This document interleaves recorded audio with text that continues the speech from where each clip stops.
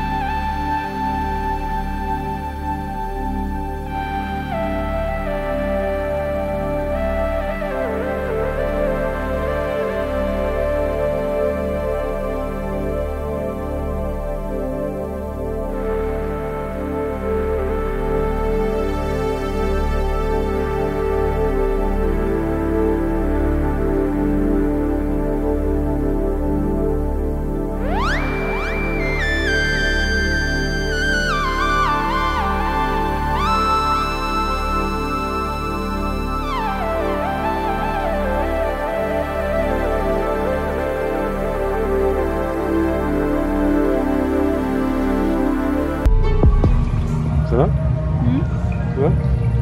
Tu veux voir mes dents phosphorescentes?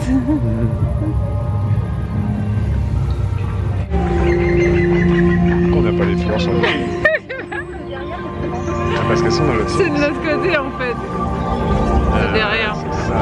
C'est dans notre dos. Ça ne marchera pas. Voilà, bon, ça marche. Si on les attend. C'est pas pour nous. Ah si, là il y avait. Voilà. Et non, il n'y a plus. Attends. Ah ouais, voilà. Un petit peu, pas beaucoup. Ça rend pas trop. Un petit peu. Après, ça t'empêche pas de marcher vite. Hein. Tu marches vite. Oui, c'est sûr. Tu zappes.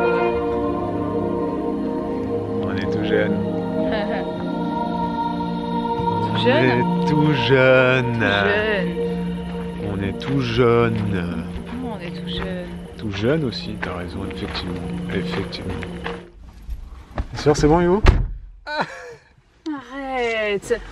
T'aurais dû filmer ta réaction. Quoi? Tu l'as vu. Il y avait une araignée sur la portière. C'est pas n'importe quelle araignée. Une araignée dégoûtante. Ah, il y a des frissons. Ah.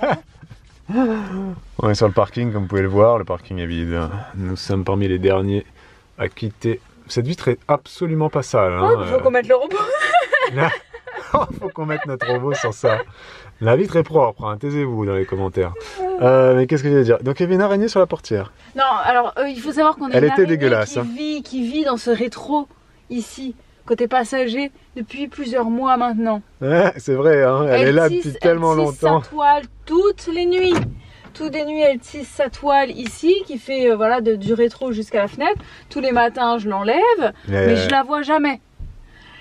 Aujourd'hui, je l'ai vue sortir sur la route, elle est sortie de son rétro, je l'ai vue un peu à moitié, elle m'a dégoûtée. Elle est dégueu. Elle est horrible. Elle était noire, jaune. Ah, je sais pas, c'est horrible, couleurs. Un peu marron clair, un peu noir, horrible. tigrée. Très grosse. Et là, en fait, quand je suis venue, j'allais ouvrir la portière avant. Et puis après, je me suis rappelée de l'araignée. Je me suis dit, attends, regarde si elle n'est pas sur le rétro. Non, regarde si elle n'est pas en train de tisser sa toile. Là, je commence à regarder la fenêtre. Et elle était sur la portière. Ah. Son sauveur est venu la sauver ensuite. Mais je sais pas si tu l'as vraiment eu. Et si je l'ai pas tué, je l'ai fait tomber par terre. Et puis elle ira faire sa vie ailleurs. Ok, j'espère. On verra si demain il y a une toile. Et c'était peut-être plusieurs dans le rétro. Hein. Arrête. C'est vrai qu'elle m'a semblé un peu moins grosse que celle que j'ai vue. Ah, c'était peut-être qu'il y a une famille. Tu vas bien dormir toi ce soir. Allez, allons-y. Ok les amis, c'est lundi. C'est lundi, nous sommes rentrés de notre petit week-end. Et il fallait quand même qu'on fasse un petit point sur Terra Nocta pour vous donner un petit peu notre avis sur la chose. Alors, on a trouvé ça bien. C'était très joli, mais c'était pas exceptionnel. Voilà. On n'avait pas de véritable attente, dans le sens où nous on a pris le pass à l'année. Du coup, c'était inclus, cette première année, c'était inclus Terra Nocta était inclus dans les passes cette année, donc on pouvait y aller. Et on sait pas, on n'avait pas d'attente vu qu'on n'a pas payé finalement. On trouve que voilà, ça vaut pas le coup de payer juste Terra Nocta et pour y aller un soir. Oui, on a trouvé que c'était bien. On s'est dit en sortant c'était bien. Mais c'est pas sensationnel. Voilà, c'est pas sensationnel. C'est une déambulation nocturne autour des plantes. Alors c'est bien parce que ça donne des idées d'aménagement pour chez toi. Toi-même, des fois, tu te dis, ah, c'est vrai que je pourrais éclairer cet arbre, il suffit de pas grand-chose. Et ça, c'est vrai que les gens ne le font pas, ça, d'éclairer les végétaux. Alors qu'il suffit de peu et c'est vraiment très joli. Hein. Il suffit de peu. On met des décorations à Noël mais on crée des décors, on met des traîneaux, il y en a qui, voilà, des trucs de Noël que tout le monde connaît. Du coup, pour les fêtes, peut-être qu'on se dit, on va amener, même à l'année, tu peux laisser un spot qui éclaire ton arbre en fait. C'est vrai que souvent on éclaire la zone de la pergola, du salon de jardin, mais en fait le fait d'éclairer sous comme ça pour prendre l'arbre, ça fait vraiment très joli. Ça fait de très belles lumières et ça fait c'est vraiment, ça fait de jolis effets. Souvent pour Noël, les gens ils éclairent la façade de la maison, tu sais, avec les espèces de trucs que tu achètes à Jiffy, là, les projecteurs, machin. Mais en fait, si tu le fais sur des arbres, ça fait très joli. Ouais. Et donc nous on a passé 1 heure là ça dure 1 heure à peu près. Ça dure un peu moins d'1 heure parce que nous on a vraiment beaucoup traîné. Et on a mis 50 minutes. Oui c'est ça, c'est vrai que... je pense que quand je regardais un petit peu l'allure des gens, je dirais qu'en moyenne les gens font ça en 35 minutes quoi. Oui c'est vrai. Donc le tarif c'est 11 € pour les adultes. Ça, on trouve que c'est un peu cher pour juste y aller comme l'a dit Hugo. Par contre si tu payes ton tarif, si tu prends la journée, journée plus soirée, c'est bien. C'est bien, c'est 35 € par personne. C'est largement, c'est absolument pas hors de prix. C'est un bon rapport qualité-prix. Par contre, le tarif juste pour la soirée de 11 €, pour moi, il est exagéré. Trop, et ça m'étonnerait pas que l'année prochaine, peut-être, ils revoient un petit peu. Et qu'ils enlèvent ce tarif soirée peut-être et qu'ils mettent juste un billet un pass qui inclut tout et un pass qui n'inclut pas les nocturnes. Peut-être. Tu sais que t'es 2 tarifs quoi. Parce qu'il y en a qui ont peut-être pas envie de payer le tarif nocturne alors qu'ils iront pas. Après c'est un choix, un modèle économique qui se comprend parce qu'il y a des parcs comme le Puy du Fou, bon ça n'a rien à voir mais le Puy du Fou c'est pareil, des fois tu as des spectacles où il faut que tu payes en plus, hein, la Cinécénie notamment. Et il y a des spectacles comme le Futuroscope ou Disney ou autre, ça n'a rien à voir, hein, mais où les spectacles de nuit sont gratuits, sont inclus dans ton machin, je veux dire, voilà. Le billet est quand même beaucoup plus cher à Disney. Mais le billet est beaucoup plus cher. Et là, par Futuroscope, contre, je sais pas combien ça coûte. Pour Terra Nocta, là où c'est un petit peu cher on trouve, c'est que finalement la déambulation c'est une durée qui est très courte. Oui, c'est une durée qui est très courte, t'as pas besoin de la refaire une deuxième fois parce que t'as tout vu en une fois. Non, mais tu peux. Il y avait non, mais je parle juste un petit peu trop de monde aussi, moi je trouve. Il y avait beaucoup de monde et il nous a dit que là il n'y avait pas grand monde. Ouais. Donc moi, alors que moi j'avais trouvé quand même il y avait déjà pas mal de gens. Ça peut être gênant parce que tu as des spots où tu dois attendre pour voir un petit spectacle. Comme ça, il y a un peu de mapping, un peu de laser et tout. C'est assez mignon à 2 ou 3 endroits. Mais des fois, les gens sont pas super bien disciplinés, ils s'avancent pas forcément, ils laissent pas la place à tout le monde. Du coup, tu vois pas forcément bien, tu es obligé d'attendre que les gens partent, donc tu vois le milieu et la fin du petit truc, et ensuite tu attends qu'ils s'en aillent pour regarder le début.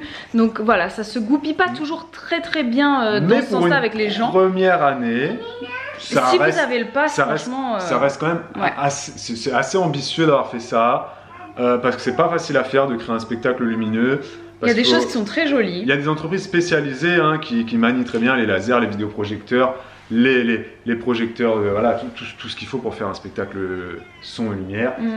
Fumée, il y avait de la fumée. Mais là c'était bien, il y avait des trucs qui étaient vraiment bien agencés. Ouais, il y a même à un moment donné un endroit où ils ont mis des spots sous l'eau. Je regardais ça, je dis, ils ont mis des spots sous l'eau. Avec des petits geysers. Il y a pas mal de trucs qui sont bien pensés, il y a des rideaux lumineux. En fait, je pense que ça c'est voué à être amélioré. À être amélioré de toute façon. Donc peut-être. Ils ont éclairé un arbre qui fait plus de 30-35 mètres. C'est très joli. Hein. Mais si ça se trouve, en fait, ce qu'ils ont en tête, c'est de voir un petit peu là cette année comment ça se passe. Et l'année prochaine, certainement. Oui, les doigts. Et l'année prochaine, certainement, de prolonger le parcours, de faire une déambulation plus longue. Je vais vous en reprendre après la session. Je pense que dans les années qui viennent, ils vont être amenés à agrandir ce parcours nocturne. Si ça se trouve, ils vont ouvrir plusieurs zones du parc pour que ce soit pas une déambulation guidée avec un sens, mais que les gens puissent aller et venir un petit peu là où ils veulent pour qu'en fait le parc devienne Terra Botanica la journée et Terra Nocta la nuit en fait, et qu'il y ait plus de zones ouvertes, qu'il y ait d'autres endroits accessibles et que les gens puissent aller, venir et pas forcément suivre un parcours. Et comme ça, les gens ne verraient pas tout en une fois et seraient obligés de revenir.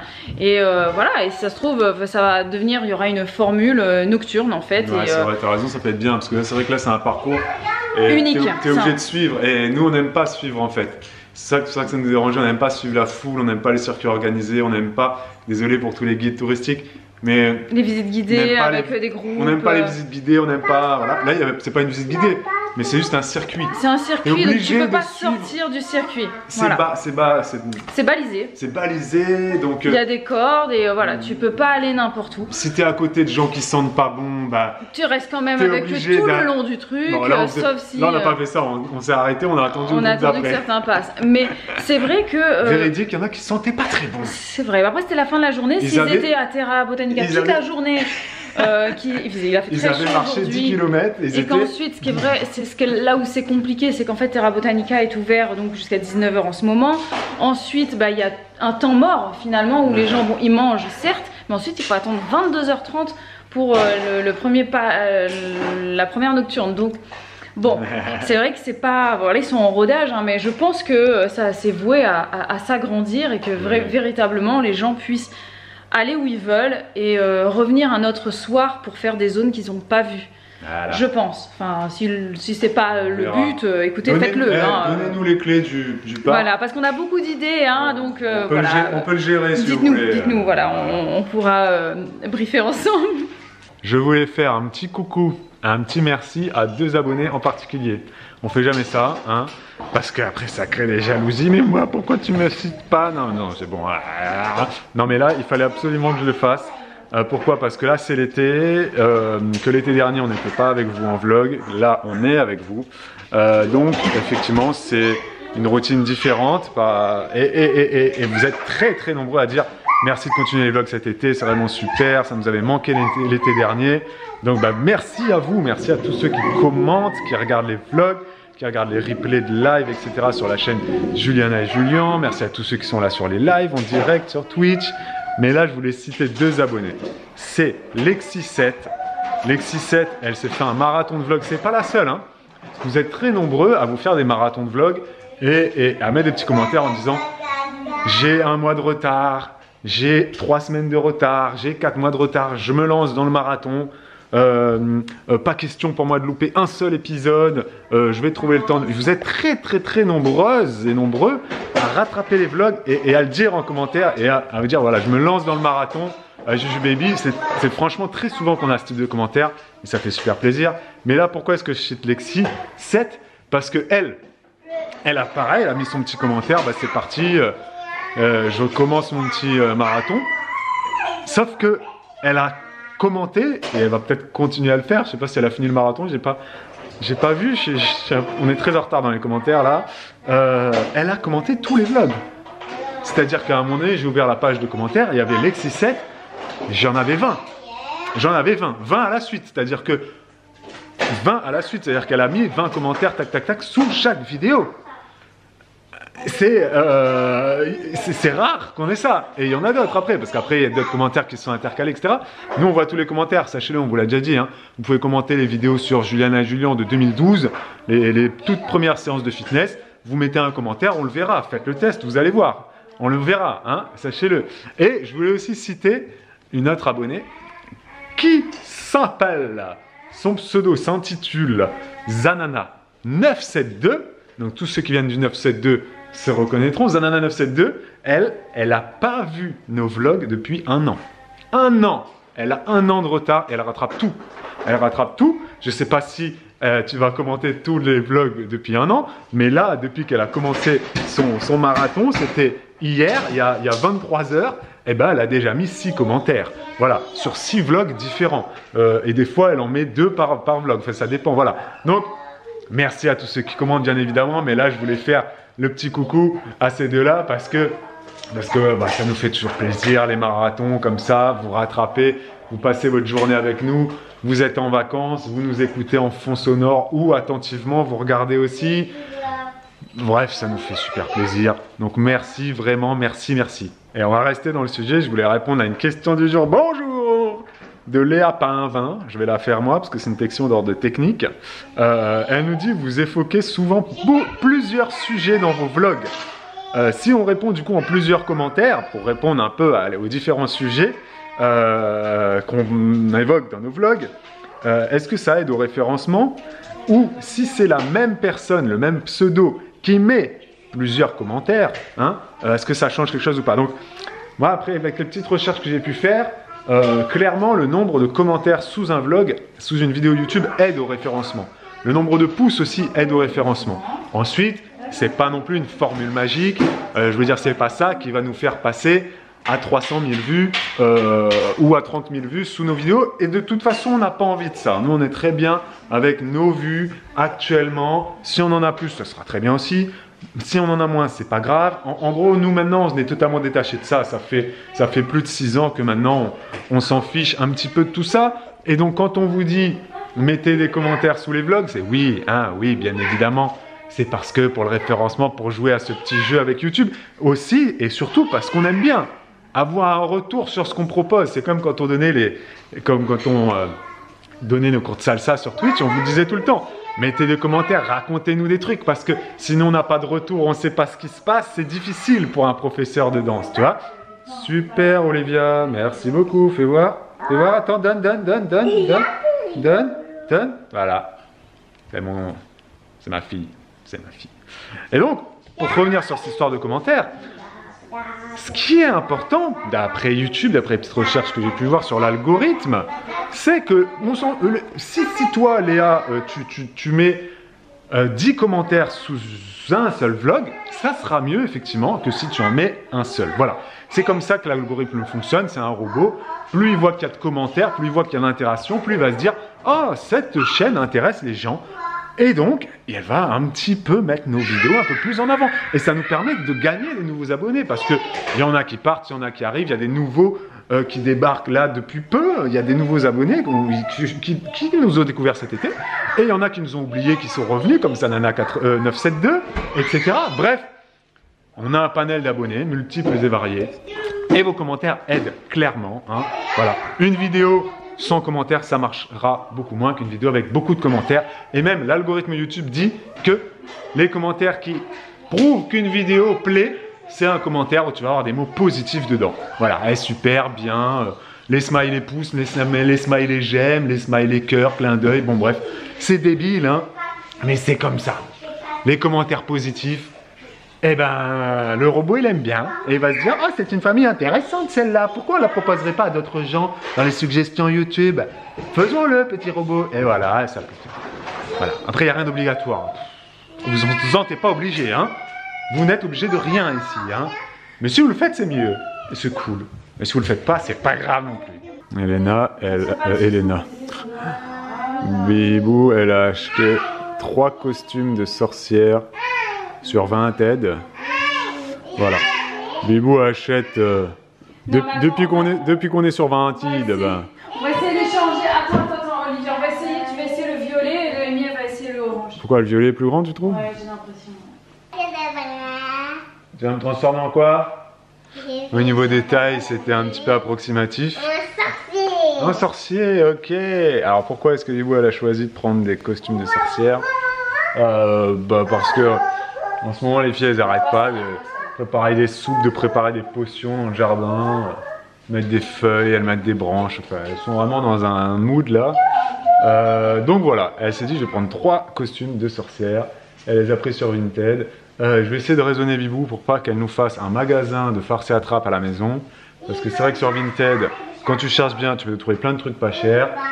C'était combien les costumes là à la pièce? Oh, je sais pas, C'est toi qui les as achetés. Entre 2 et 5 quoi. J'aime pas quand Bibou me dit oh je sais pas. Non, mais parce que... Sachant que moi je sais toujours exactement combien je paye les choses. Oui, entre 2 et 5. T'as pris 3 costumes. Bon. Je sais pas, tous les costumes j'en ai eu pour même pas 10 € les 3.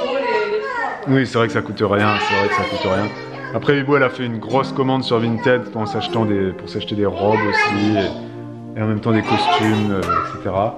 Donc voilà, c'est vrai que sur Vinted tu trouves des costumes pas chers parce qu'un costume neuf c'est cher, hein. Franchement un costume, après si tu l'achètes à Action il est pas cher. Mais sinon c'est cher les costumes pour enfants, franchement, hein, j'avais regardé les prix. 15, 20, 25, 30 € dans les magasins genre Jouet Club et tout. Bon là, écoutez, très bon état, hein. Voilà, et on peut en préparer leur soupe. Ouais, c'est ta taille.